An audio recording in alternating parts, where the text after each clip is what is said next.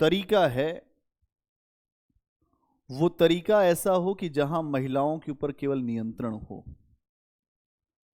आपने अभी पूछा कि ऐसा क्या है कि जब महिला घर से बाहर निकलती है तो अब उसे किस बात का खतरा है, तो उसे खतरा पुरुष से ही है। किससे है? पुरुष से है। क्योंकि यह बात पुरुष जानता है, इसीलिए पुरुष अपने भी परिवार में इस बात को रखता है, क्योंकि वो खुद पुरुष है और वो पुरुष का मनोविज्ञान जानता है।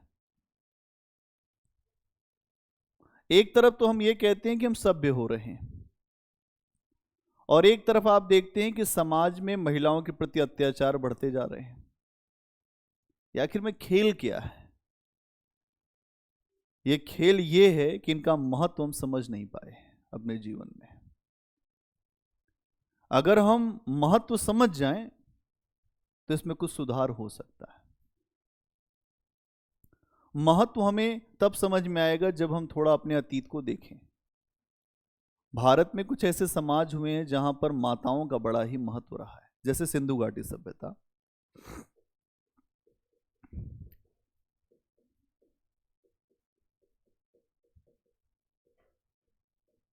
इसके अलावा आदिवासियों की सभ्यता,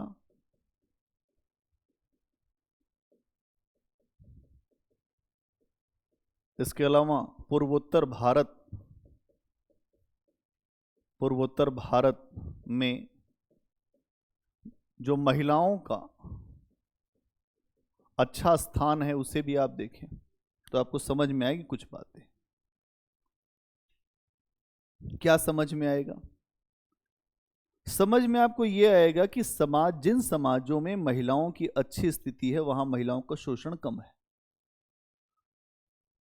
वहां महिला अपने हिसाब से चलती है। और जिस भी समाज में महिला को वस्तु की तरह से माना गया है, अगर आप देखें तो एक अतीत की यात्रा, ऐसे ही निबंध हम लिखते हैं, अतीत से उठाते हैं, फिर विकास करते करते करते करते वर्तमान तक लाते हैं और भविष्य की बातों को बता के उसका समापन करते हैं। प्रश्न आपका अतीत, वर्तमान और भविष्य, 3 एंगल पे है। अगर हम अतीत की बात करते हैं तो पूर्व वैदिक काल में अगर आप देखें तो हमारे समाज में यह कहा गया कि महिलाओं का बड़ा सम्मान है और महिलाएं एक निश्चित आयु तक शिक्षा प्राप्त करती हैं, फिर विवाह होता है। समाज में न पर्दा प्रथा है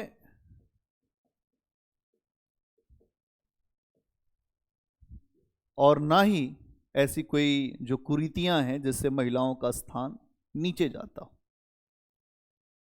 महिलाएं सभा और समिति में भी भाग लेती हैं, सभा समिति में भाग लेती हैं। धार्मिक ग्रंथ में भी जो ऋग्वेद है पूर्व वैदिक काल में अगर आप देखें तो इस ऋग्वेद में भी इनके मंत्र हैं। तो अब हमें समझना पड़ेगा कि आखिर में क्या ऐसा हुआ समाज में कि ये धीरे धीरे हाशिए पर जाती गई। हमारा समाज ऐसा था नहीं। हमारे समाज में अगर हम सिंधु घाटी की बात कर लें, यहाँ की बात कर लें, तो समाज में महिला और पुरुष बराबर थे, इक्वल राइट था। माता के रूप में महिला हमेशा पूजनीय रही है। पुरुष कितना भी शक्तिशाली हो अपनी मां के सामने तो मां मतलब वो छोटा बच्चा ही है। और अगर हम इस रूप में महिला को देखें, इसीलिए हमारे संतों ने लड़कियों को मां और जो मां के ही रूप में देखा है। कुछ अच्छे संत आपको जब मिलेंगे तो कहते हैं माता, उससे ही सारी भावनाएं खत्म हो जाती हैं, खराब। क्यों ऐसा कहा गया है? क्योंकि वो मातृवत हैं। ओशो बड़ा दार्शनिक हुआ है। ओशो ने कहा कि इस दुनिया में सबसे शक्तिशाली है मां। मात्र सत्तात्मक समाज ऐसे नहीं है। मां न होती तो ये दुनिया न होती। और जो समाज अपनी मां का महिलाओं का सम्मान नहीं करता, वो समाज समाज नहीं होता, वो जड़ होता है। यहां अगर हम देखें, धीरे धीरे उत्तर वैदिक काल तक आते आते कुछ लोग ऐसे रहे जो वैदिक कर्मकांड को बढ़ाने की बात करते हैं, और वैदिक कर्मकांड जैसे जैसे बढ़ा वैसे वैसे महिलाओं में अयोग्यता लाद दी गई। और आप देखेंगे कि सूत्र काल तक आते आते और स्थान खराब हुआ। और जब हम देखते हैं कि मौर्य काल में ठीक रहा है महिलाओं का स्थान, लेकिन मौर्योत्तर काल में फिर गिरा। क्यों? क्योंकि हमारे समाज में विखंडन आ गया, और समाज में जब जब विखंडन आता है महिलाओं का स्थान खराब हो जाएगा। क्यों? क्योंकि विदेशी लोग जब आगमन आएगा, जब विदेशियों का आगमन आएगा तो पर्दा, लड़कियों को हमेशा सुरक्षा के निगाह से देखा गया है, बाद में सुरक्षा, और इन्हें वस्तु के रूप में देखा गया है। ये दो फैक्टर हैं जो लड़कियों का सम्मान जैसा होना चाहिए उसको नहीं कर पाते। एक तो सुरक्षा के लिहाज से और दूसरा वस्तु। जब विदेशियों का आक्रमण हुआ तो विदेशियों के आक्रमण में भारत में पर्दा और लड़कियों की सुरक्षा के नाम पे जल्दी विवाह, ये चीजें शुरू हुई। और अगर आप देखेंगे तो भारत में जब तुर्की शासन स्थापित हुआ तो ये और बढ़ गया, और उसके बाद बड़ी व्याख्याएं आई।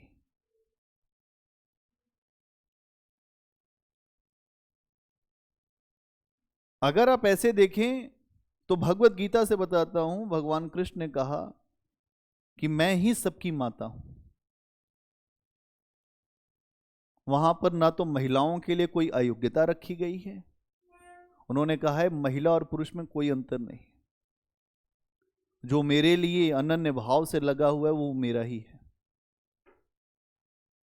उन्होंने कहा कि जगत में माता मैं हूं, और जो संतति आती है उसमें बीज रूप से पिता भी मैं ही हूं। बस खाली पुरुष को ऐसा लगता है कि वो पिता है। तो भगवत गीता की फिलॉसफी बहुत अल्टीमेट फिलॉसफी है। जब आपको मैं बता दूंगा तो आपको लगेगा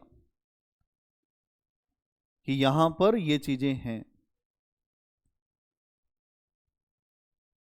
इस कारण से धीरे धीरे जो महिलाएं इतना सम्मान रखती थी वो महिलाएं समाज में हाशिए पर जाती गईं। इनकी शिक्षा प्रतिबंधित कर दी गई, शिक्षा ही नहीं दिया गया। और जब भी किसी को शिक्षा नहीं दिया जाएगा तो वो व्यक्ति केवल वस्तु बन के रहेगा, और जब वस्तु बन के रहेगा तो उसका शोषण ही होगा।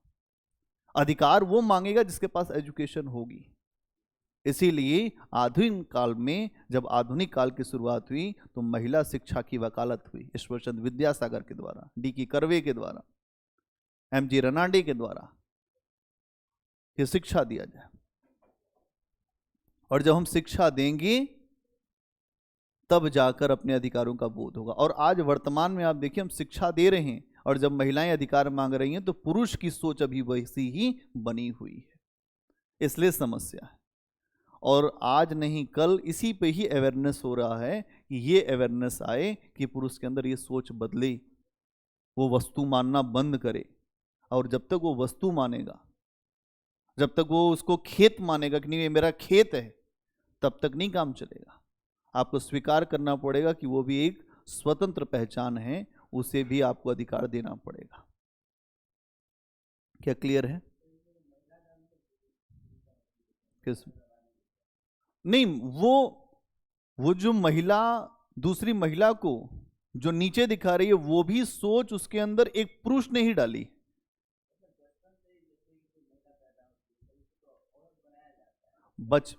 ये बिल्कुल सही बात है। एक दास, हाँ,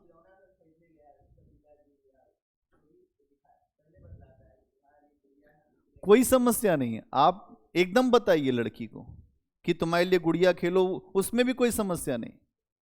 आप उसको क्यों लड़के का, हमको क्या लड़की को जो पुरुष की मानसिकता से ही उसको बड़ा करना है क्या? नहीं, उसको जो है उसको वही रखना है, बस उसको अपने स्वतंत्र अस्तित्व की तरफ लेके जाना है। ये जिस दार्शनिक की तुम बात कर रहे हो ना, जो ये तुम बात बता रहे हो, मैं समझ गया, लेकिन इस दार्शनिक से सहमत नहीं हो सकते हम।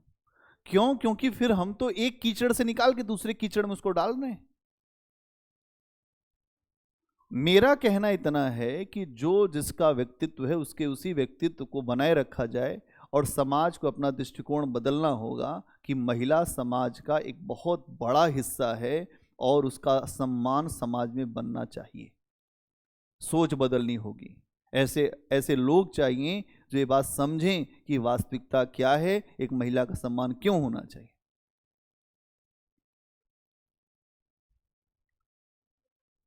अगर जिस समाज में महिलाओं का सम्मान नहीं, वो समाज अपने आप में जड़ है, वो समाज में रूढ़ियां व्याप्त हैं, वो समाज कुछ नहीं जानता है।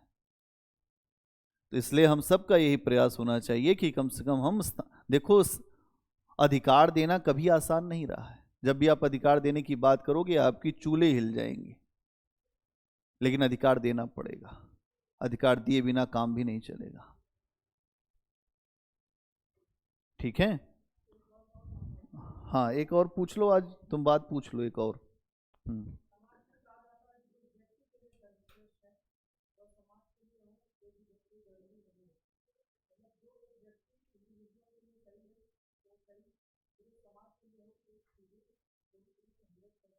ठीक बात है।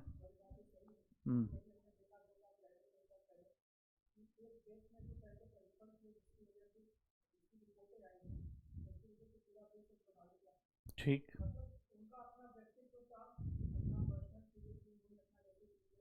हम्म। हम्म।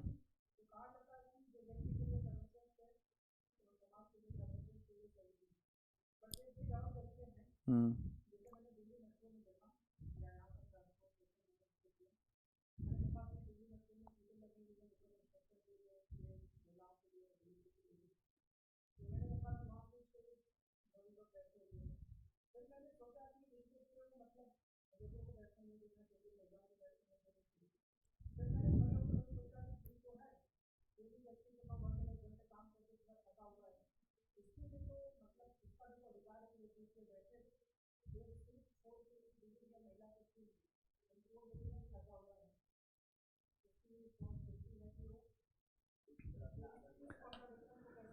देखिए, एक बात मैं आपको बताऊं कि ये जो कुछ भी आपने देखा ये आपकी दृष्टि है, और हमेशा कभी कभी हमारे व्यक्तिगत निर्णय जो हमारे समाज के लिए अच्छे भी हो सकते हैं।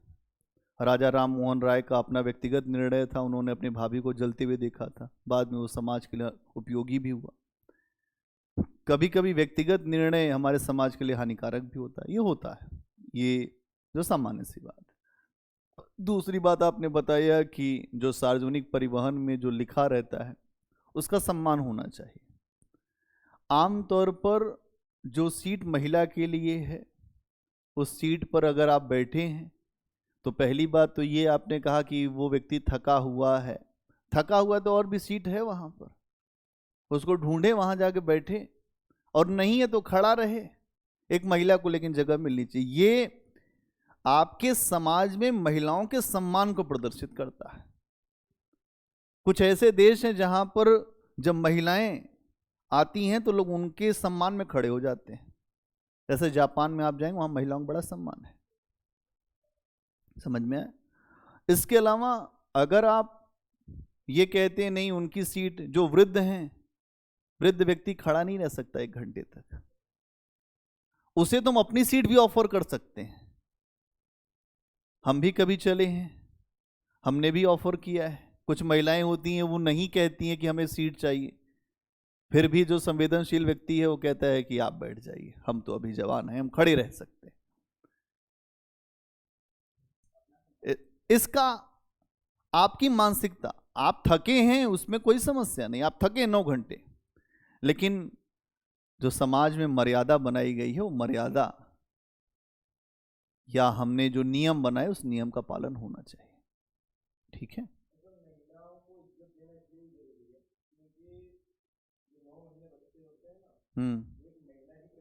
नहीं, इसी बात पे चर्चा हुई है, इसी बात पे ही चर्चा हुई है कि इस सृजन की इस पूरी, हम सब यहाँ, आप थे नहीं, इसी पे ही चर्चा हुई। पहली चर्चा इसी पे ही हुई कि हम सब यहाँ जितने लोग बैठे हैं एक माँ से ही आए हैं, और अगर माँ का सम्मान नहीं कर सकते, लाख हमारा धर्म कहता है कि ये नहीं वो, सारी बातें एक तरफ और माँ सबसे ऊपर है। हम्म हम्म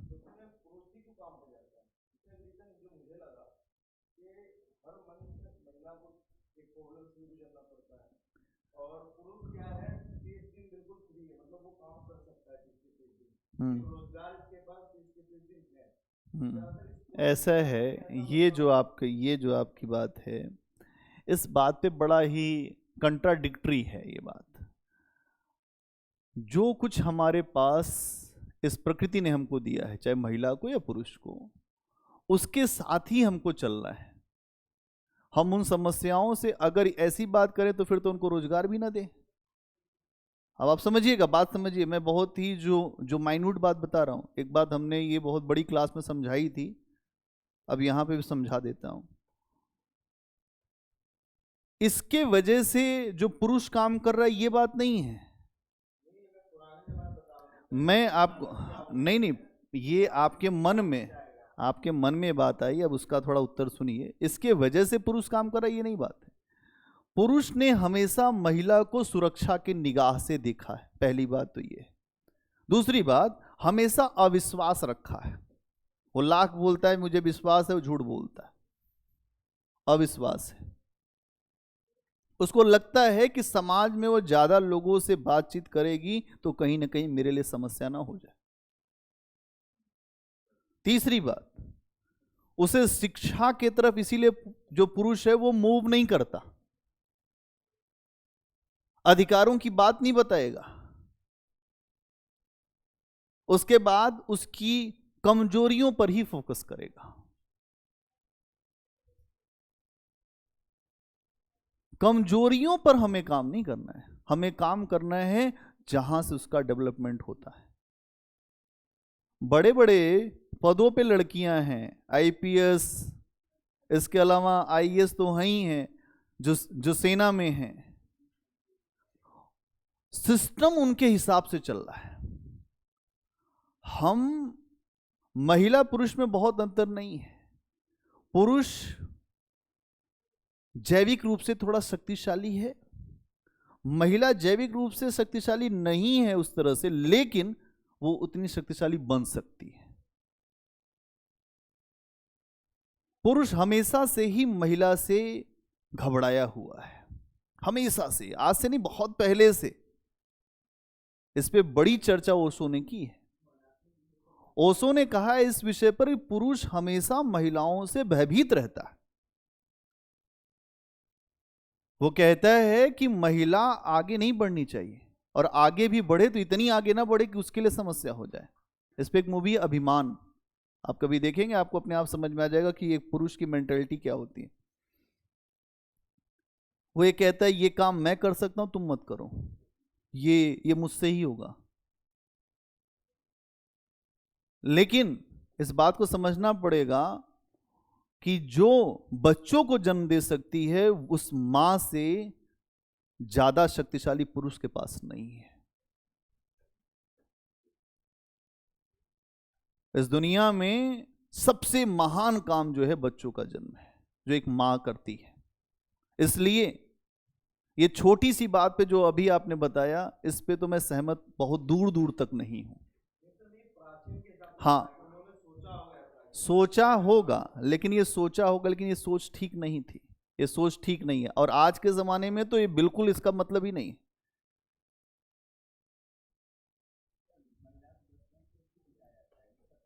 क्योंकि पुरुष डरता है, पुरुष डरता है महिलाओं से। वो बचपन से ही महिला से डरता है, लड़की से तो खासतौर से डरता है।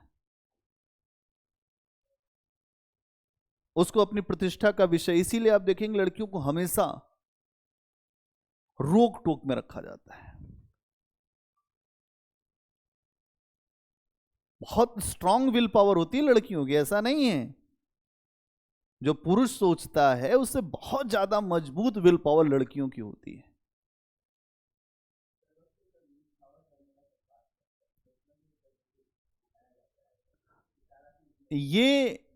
ये पुरुष की मक्कारी है। नहीं, वो उसको सिखाया गया है, वो उसको सिखाया गया है। हाँ, वो उसको सिखाया गया है कि तुम ये सारा करो, क्योंकि जो चीज आप सिखाओगे बाद में आप अपने अधिकार को ही भूल जाओगे। एक माँ भी सिखाती है क्योंकि उसको अधिकार नहीं मिला, फिर वो अपने जो पुत्री को भी अधिकार उसी उसी सीमा में ही रखती है, फिर अपनी बहू को और कम सीमा में देती है अधिकार। ये बिल्कुल गलत है।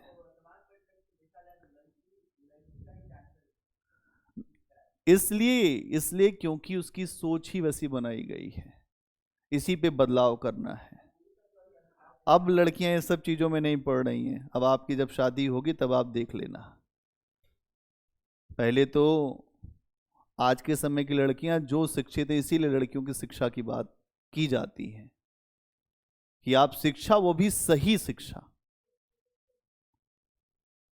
जहां उसको ये पता हो कि गलत क्या है और सही क्या है। हम तो इस पे भी बहुत ज्यादा हमारी बात रहती है कि एक लड़की का जब विवाह होता है तो कन्यादान क्यों होता है, दान क्यों है, तो पुत्र का दान क्यों नहीं। और लड़की का जो पिता वो क्यों पैर छूता है लड़के का, ऐसा अपराध क्या कर दिया उसने। ये समाज में लड़की के पक्ष को छोटा करने का ये सारा उपक्रम है कि जो लड़की के पक्ष के लोग हैं वो कुछ बोल ना पाए।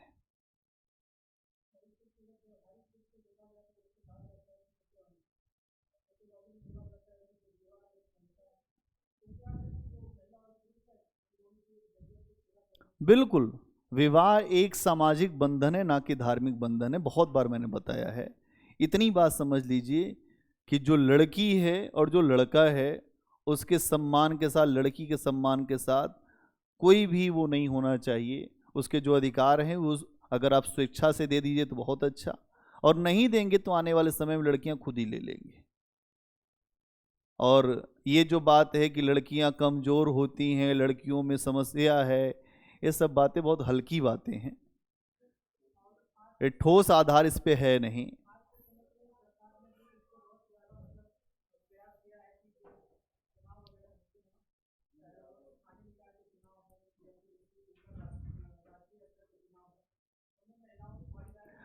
आपके देश में राष्ट्राध्यक्ष एक महिला है, ऐसे ही समझ लीजिए कि आपका देश कहाँ है।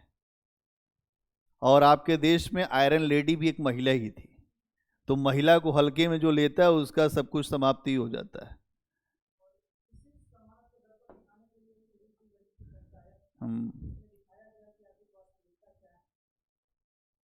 नहीं, इस पे बहुत सारी बातें आज बड़ा अच्छा आप लोगों ने रखा। चलिए, आप लोगों का बहुत ठीक है सहयोग रहा इस मुद्दे पर, और इससे आपको कुछ सीखना होगा कि थोड़ा सम्मान अपने दिमाग में, अपने जहन में बना के रखिए। और एक इसी जगह नहीं, समाज में भी अगर कहीं अवसर मिले तो वहाँ पर भी अगर आप कुछ अच्छा नहीं कर सकते तो कुछ जो बुरा करने का प्रयास मत करिए। अगर आप किसी को प्रमोट नहीं कर सकते तो उसको डिमोट मत करिए। हमारा हमेशा से ये प्रयास रहा है, हमने आज तक हजारों लड़कियों को पढ़ाया और यही कहा है कि कैसे स्टैंड करना है। पुरुष की सोच से लड़ना है और अपने हिसाब से आगे बढ़ने का प्रयास करना है, और ऐसा बनना है कि कहीं शोषण हमारा ना हो। शोषण जब हम चाहते हैं तभी होता है, फिर जो बेकार का रोना है, उसके बाद फिर जो भी रोना होता है वो बेकार का रोना है। इसलिए कुछ भी जीवन में हमारे है, वो जो कुछ है हम जैसा चाहते हैं, और अपने आप को, लड़कियां जितनी भी सुन लें, दुनिया में उनसे ज़्यादा जो शक्तिशाली कोई नहीं है। पुरुष लाख बात करता है लेकिन भावनात्मक रूप से, मानसिक रूप से वो लड़कियों से बहुत कमजोर है। वो शक्ति का केंद्र लड़कियां हैं, जो एक जीवन प्रदान करती हैं।